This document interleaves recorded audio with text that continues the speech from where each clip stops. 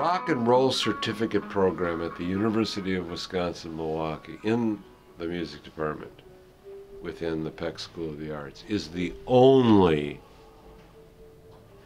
program in higher education, A, that is a certificate in rock and roll studies, a legitimate one, but B, is the only approach to the subject matter that isn't lost in subjectivity, that accurately looks at origins,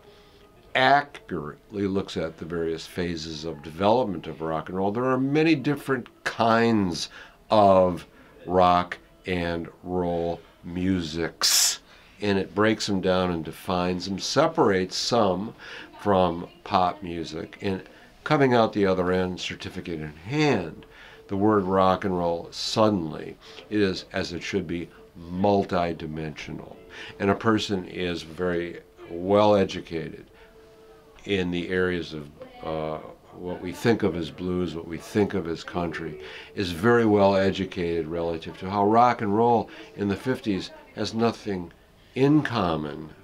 narratively with the rock and roll that takes place in the 60s, and that after a certain point in time, notably 1975, rock and roll music really diversifies, and some of it is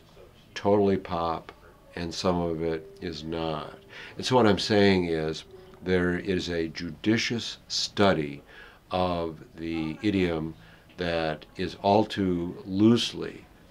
outside of the certificate program, referred to as rock and roll.